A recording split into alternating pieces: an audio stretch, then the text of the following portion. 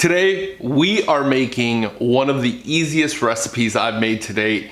If in the past you've watched any of my videos and said, that's probably a little too difficult for me, this is going to be a perfect video for you. We are gonna be making Carolina pulled pork, which we're gonna do in the crock pot and let the crock pot do all of the work. Super simple recipe that I know you could replicate at home, no matter what level of cooking you may be at. My name is Ben, for those of you that do not know me. So without delaying any further, let's get into the cooking, shall we?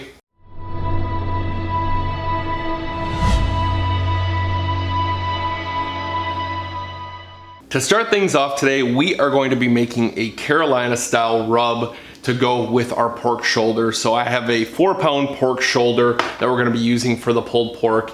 To go into the rub, I have a 1/4 cup of paprika. I have 1 tablespoon of cayenne pepper, 2 tablespoons of chili powder, 2 tablespoons of coarse salt, 2 tablespoons of white sugar, 2 tablespoons of pepper, freshly cracked pepper, might I add, and 2 tablespoons of brown sugar. And it's gonna be a really simple rub to bring together. What we're gonna do is just combine all of the ingredients and whisk together.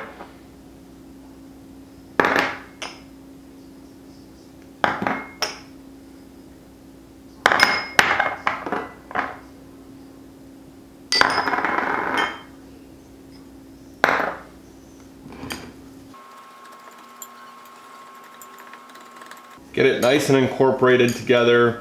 Try to get rid of those lumps if you can. So now that we have the rub together, what we're going to do is just generously add it to our pork. I'm wearing a glove for a couple different reasons. One, I don't want my hand stained red, and in case I have any little small cuts or anything like that, the cayenne pepper would burn. So I'm just gonna kind of prevent that. Just wear a little glove if you have it. If you don't, you'll probably be fine, but I had one, have a box of them, so might as well use them if I have them. So just generously coat it. And we're gonna wanna make sure that we're coating all sides of it, not just the top. So we're gonna end up flipping this over. That's where you're gonna see more of the fat.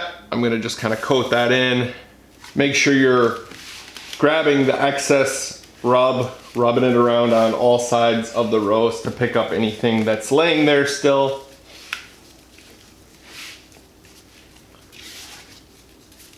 Once you have the rub fully applied, you're going to carefully add it to the crock pot. While transporting it, be sure not to jar it too much, otherwise you might lose some of that seasoning from the rub that you just applied. So carefully add it to the crock pot, and we're going to set our crock pot to low. What you're gonna notice is that I did not put any extra liquid into the crock pot.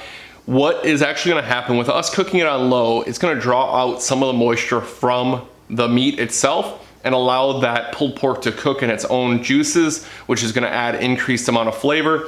If you're hesitant about doing this or you wanna add a little bit of extra flavor, you could add a little bit of pineapple juice or apple juice. What that'll do is bring some sugar, some more sugar to the pulled pork, bring out a little bit more sweetness and allow it to have some juices to cook in.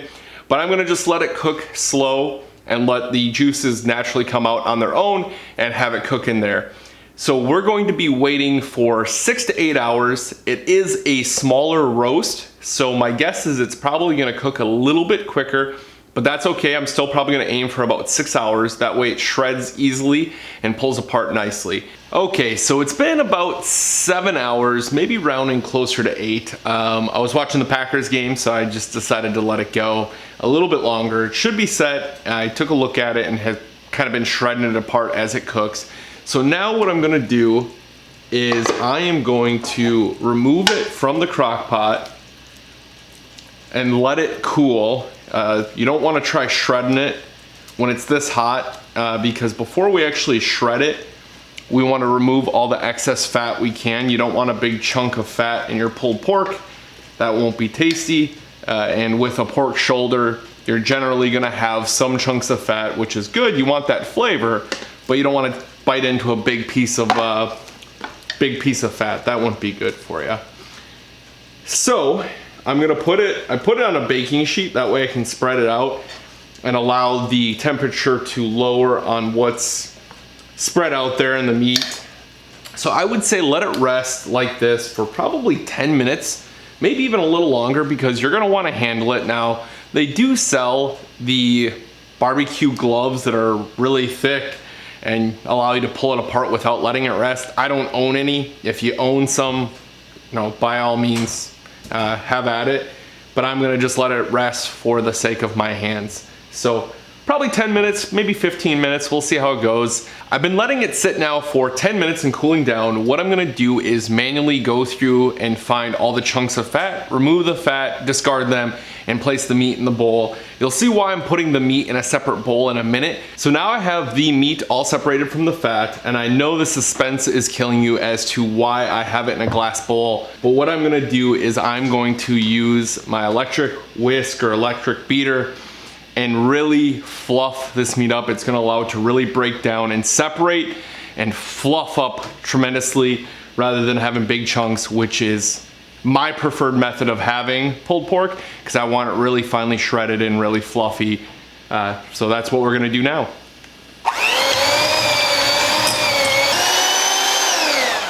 So as you can probably see here, really nice, light, fluffy meat, which is going to go great on a sandwich. Allows you to pile it high without being way too much meat, if that is such a thing. For some people it is, I guess. The sauce I'm gonna be using for my pulled pork is actually a Carolina vinegar-based barbecue sauce.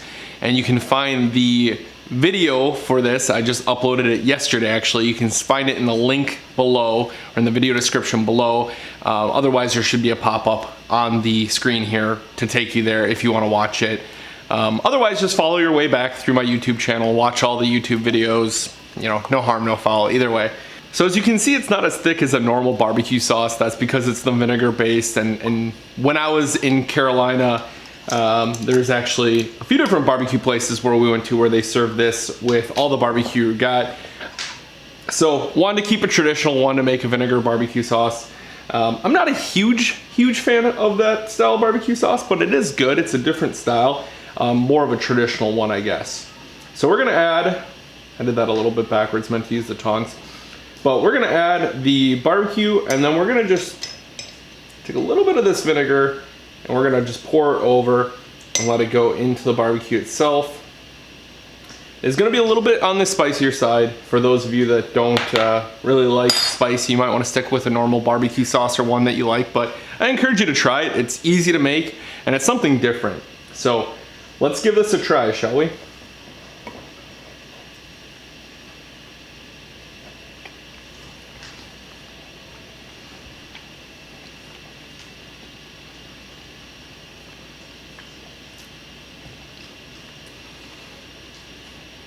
So right away, what's hit me, the vinegar comes through right away.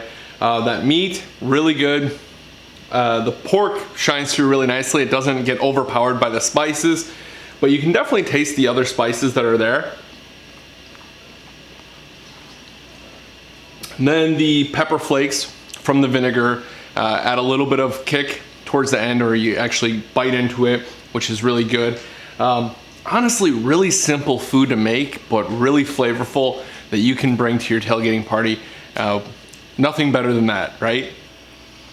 And that is going to do it for me today. Thank you all so much for taking the time to watch this video. It means a tremendous amount to me. I put a lot of work into these, so thank you, thank you, thank you. If you haven't done so already, do me a favor. Be sure to like this video as well as subscribe to the channel. That helps us grow more organically and allows more people to find us. Really, thank you. I mean, I can't say it enough. Thank you, thank you. You can also find me on any of my social medias at The Green Bay Guy on Facebook, Instagram, Twitter, or you can add me on Snapchat, The GB Guy there. Really, I think that's it. Until next time, go Pack Go.